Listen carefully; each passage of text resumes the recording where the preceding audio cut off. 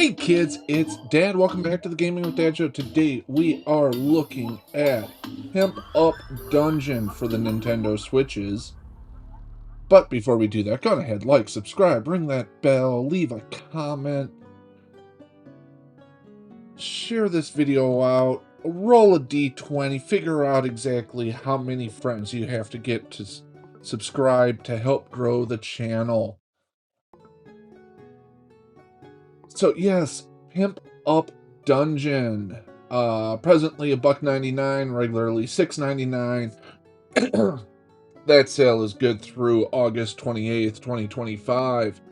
Pack the treasure and master the challenge. Have you ever wanted to travel back to the Middle Ages? A possibility might have just arisen. Yeah, okay, that's enough of that. Weighs in at 141 megabytes on both the Switch and Switch 2. Supports all 3 play modes, single system.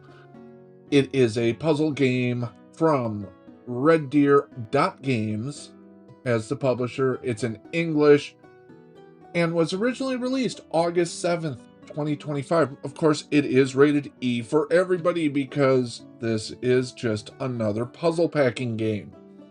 We've seen these before: bento boxes, college dorms.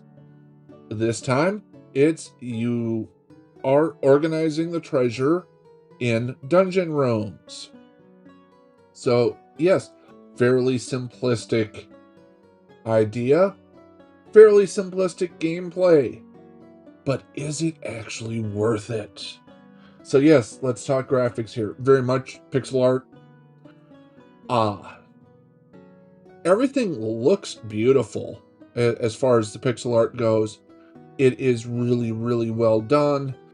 It is atmospheric, in kind of a way reminiscent of, we'll call it a Super Nintendo Plus. So I do enjoy the graphics. Later on, as you progress, there'll be monsters and flame traps and spike traps and everything, and all of that is very well realized. So graphically, I'm going to give it a 16, which is pretty high for me on pixel art. Sound-wise, it has got the traditional, generic medieval music in the background. That's about all I can really say about it. There's a little buzzer sound when you try to play something where it can't go. So the sound, it's there. It's one step better than not being offensive. So I'm going to give it a 16 as well. We're sitting at 32 as we move into controls. Now, controls are, I don't know if it's just me. I don't like them. While they do colorize whichever weapon or treasure that you're trying to place, which makes it easy to select, moving them into position, kind of slow. Sometimes you end up not being able to get the piece that you're trying to. You get a little frustrated, or at least I do. So I don't know. I don't want to say a mouse would have been better, or the good old-fashioned cursor. But, oh, look at that cute bat there. So, yes, the controls are not great, and they do detract from your gameplay. I'm giving them a 14. We're sitting at 46 as we actually go into the gameplay. These are really simple puzzles. I don't know if maybe it's just me and having a good sense of spatial orientation and being able to manipulate objects to know where to place them. But even at the higher levels, it's not challenging. And that's unfortunate. I have only found a couple of puzzles that made me rethink my strategy. And really, you you can blow through most of the puzzles pretty quickly. That said,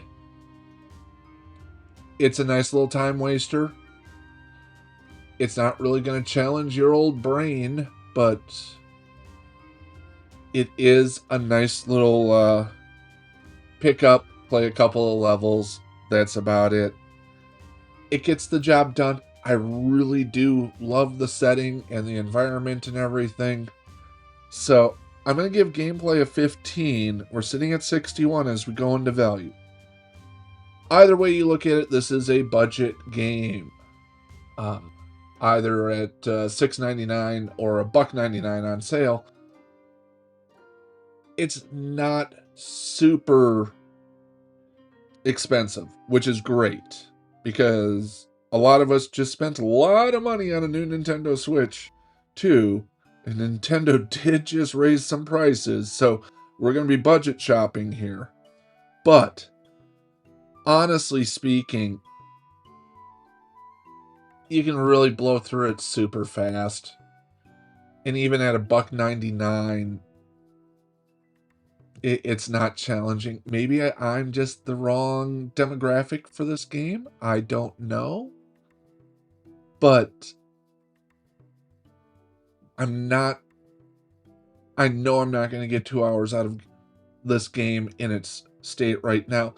There's a lot that appears to be future releases, which smells of DLC. If they're free updates, maybe I'll revisit that thought. But as of right now, I can only give value a 14. That does give it a 75, a solid C as a puzzle game. You know what you're getting when you come into this. I love, let's face it, it was the cover art that got me. It looked like more than what it really is. But it's still a solid C. If you're looking for a relatively simple puzzler, you enjoy that Dungeons and Dragons aesthetic, maybe this is going to be something to enhance your Switch's experience. Or your experience with the Switches. There we go. That's the right way around. That said, have yourself a great one. I've got to go earn some money. We'll talk to you kids later. Bye-bye. Hey, if you've made it this far through the video, make sure to like, subscribe, ring that bell, leave a comment. I've also posted 2 other videos down here as well as a subscribe link. So click, enjoy. That's kind of how the algorithm works.